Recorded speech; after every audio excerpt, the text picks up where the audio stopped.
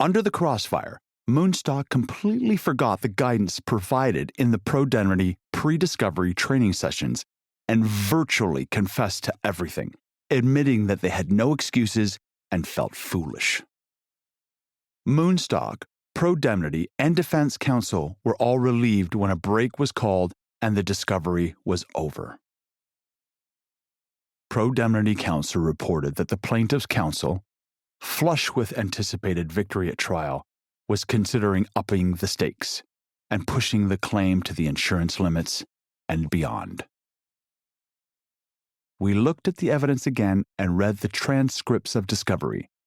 In light of the facts, especially the photographs, the ignored product instructions, and the conduct of the defendant, we made the decision to settle.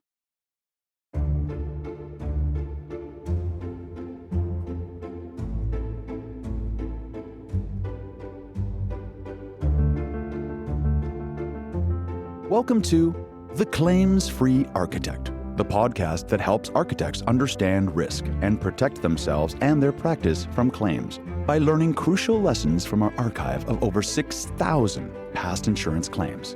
The Claims-Free Architect is produced by Pro-Demnity Insurance Company, whose cause is to champion architects' wise, efficient, and effective management of risk and build thriving practices. This classic episode from our first season has been re-edited for the benefit of our newest listeners, as a way to keep these evergreen lessons alive. We hope you enjoy listening to this story as much as we enjoy presenting it to you. When an architect accepts a commission to replace a leaky roof, does the client have any reason to doubt that proper materials and careful oversight will be used? In this tale of an architect specifying an unsuitable, cheap product alternative to save their client a few bucks, you'll discover how one impulsive substitution and lax review turned trust into a year-long nightmare of leaky roofs, lost revenue, and shattered reputations, revealing hard lessons every architect must heed before attempting to save a buck at any cost. Help your colleagues protect your firm from allegations of errors, omissions, or negligence that may arise from the practice of architecture by sharing the wisdom from our stories. All you have to do is share this episode with one or more colleagues and let them know they can subscribe to our feed in their favorite podcast app. When an architect accepts a commission to replace a leaky roof, their client naturally assumes the use of appropriate roofing materials. But not only does the architect choose an unsuitable material, they mishandle the work and fail in several of their duties to the client, leaving the project completely unmoored. We call this story Floating Alternatives.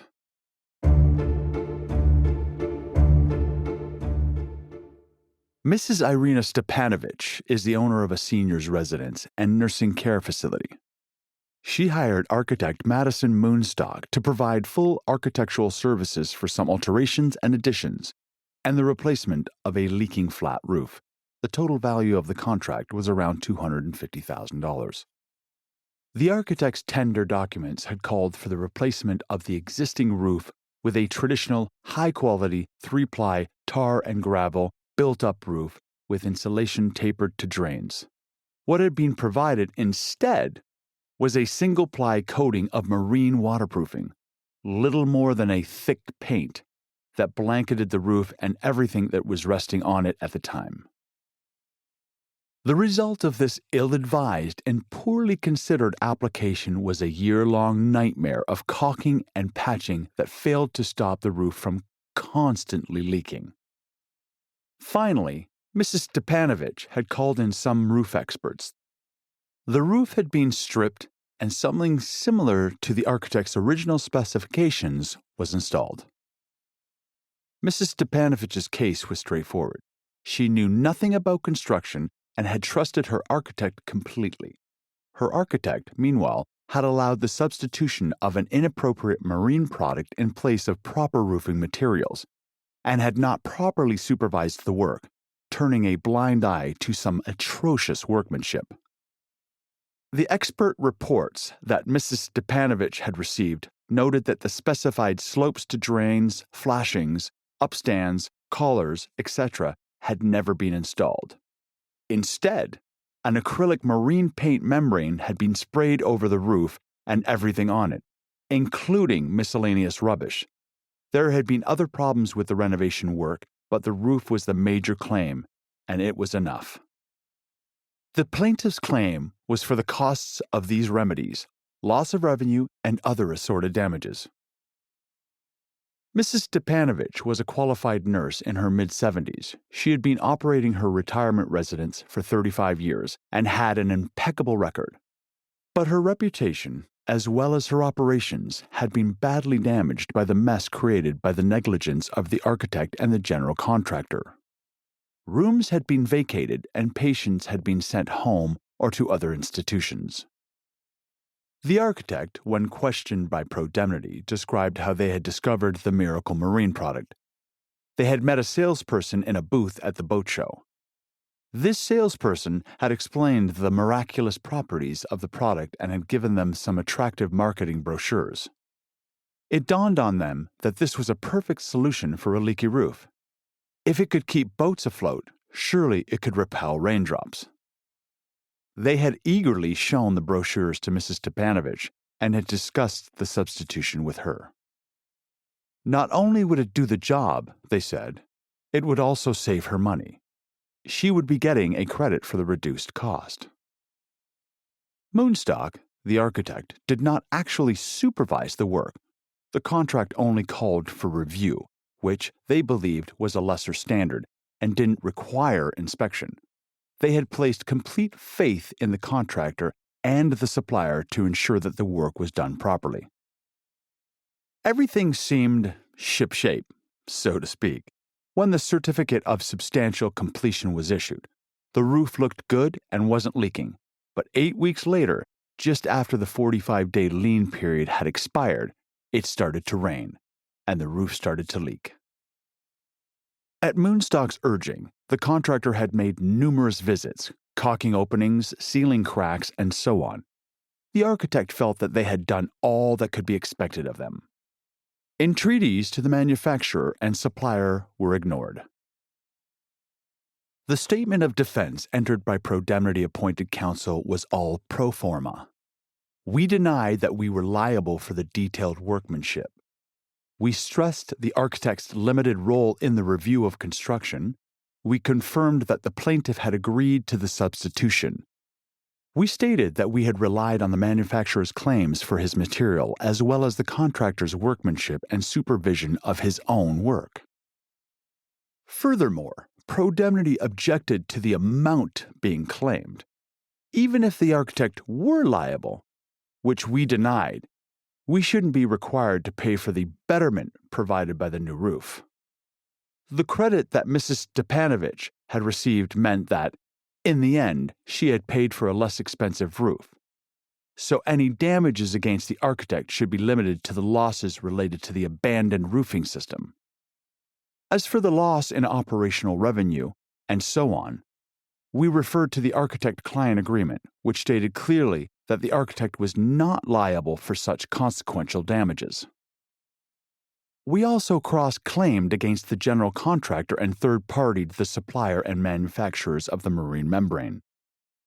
It was a skillful and well-crafted defense of the possibly indefensible. The general contractor had no defense. He was insolvent and uncooperative. The suppliers denied that they had ever claimed that the product was suitable for application to anything except a boat. The material was sold as a marine product. It was also assumed that any purchaser would read the instructions before using it.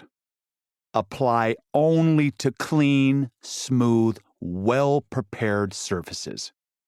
It was never intended to be used as a spray coat over roof gravel, metal flashings, ventilators, and dry leaves. This was an extremely plausible defense, and there seemed little point in serving the manufacturer with a notice. Their offices were located in California, and any case against them was virtually non-existent, except in the mind of the architect, who had relied on the word of a salesperson at a boat show. In discovery, Mrs. Stepanovich proved to be an excellent witness in her own cause. The facts were clear, and she had a shrewd understanding of the process. She could not be tricked into admitting that she had knowingly accepted the risk associated with the substitution. The credit she had received was a few $1,000s, a trivial amount in any circumstances. As for the betterment issue, she had only done what her engineer expert had told her to do. She was in no position to research more economical solutions. The architect and the contractor had already fumbled around for 2 years, failing to solve the problem, and now she had a proper roof. But it had cost her dearly in the various damage categories that she was claiming. She wanted to get back to her business, looking after people who were old and sick. The architect did not make a good impression. They kept no records and were unable to back up any statements they made. The product brochures clearly referred to marine applications only, but Moonstock could not describe, let alone identify, the salesperson whose word they had relied on, and naturally could only offer personal assurances that the conversation with Mrs. Stepanovich had even taken place, since nothing was written down. As for the credit, they could not explain why the amount was so little, and so obviously unrelated to what must have been a huge saving. There was no documentation of this either. When they were shown photographs of the appalling workmanship of the original roofing contractor, whose work they had certified, they merely sank lower into their chair. Under the crossfire, Moonstock completely forgot the guidance provided in the Pro-Demnity pre-discovery training sessions and virtually confessed to everything, admitting that they had no excuses and felt foolish. Moonstock, Pro-Demnity, and Defense Counsel were all relieved when a break was called and the discovery was over. Pro-Demnity counsel reported that the plaintiff's counsel, flush with anticipated victory at trial, was considering upping the stakes and pushing the claim to the insurance limits and beyond. We looked at the evidence again and read the transcripts of discovery. In light of the facts, especially the photographs, the ignored product instructions, and the conduct of the defendant, we made the decision to settle. The offer was for the out-of-pocket costs of the roofing disaster, the cost of the high-interest construction loan that Mrs. Stepanovich had obtained to do the remedial work, and a contribution toward legal costs, as well as the professional fees of the engineer expert. After the usual bartering, an amount was agreed to and a settlement was reached. Pro-Demnity had chosen to go through discovery as a tactic to reach a settlement that recognized the betterment provided by the final roofing solution. The original contractor had obtained quotations for the roof system as specified, and we felt that those figures represented the true cost of the work, not the much more expensive design that Mrs. Stepanovich's consultant had provided. We now regretfully admit that we had overestimated the architect's credibility under cross-examination. We never expected to win the case, but we didn't expect to lose so thoroughly either. Architects have a right to expect a vigorous defense to claims made against them. However, defending the indefensible is costly and does not enhance the reputation of the profession or Pro-Demnity. In this case, a trial would have doubled our risks and involved additional legal costs.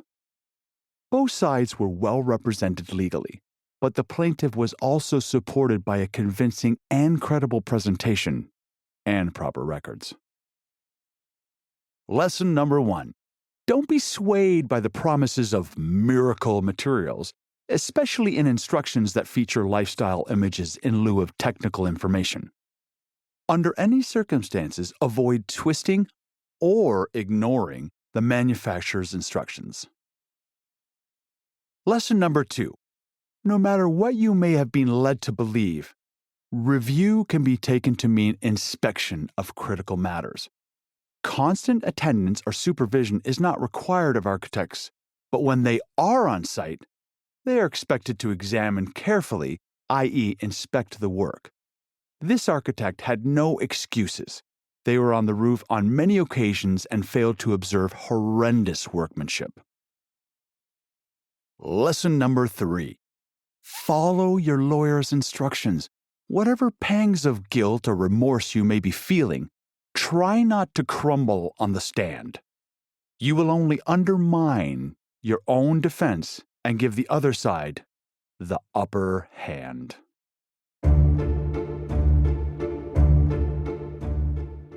Thank you for listening to this edition of The Claims-Free Architect. We hope it was instructive and entertaining, and that it might help you be proactive in managing liability risks in your architectural practice.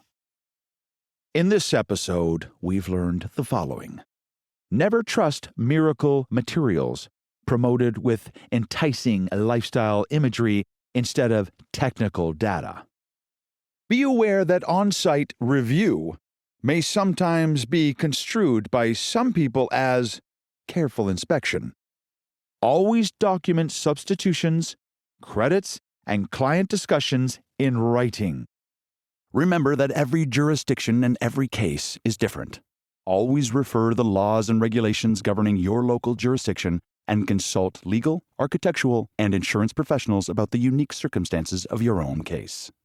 For more architectural risk awareness tips and new podcast announcements, sign up for our newsletter at Pro-Demnity.com.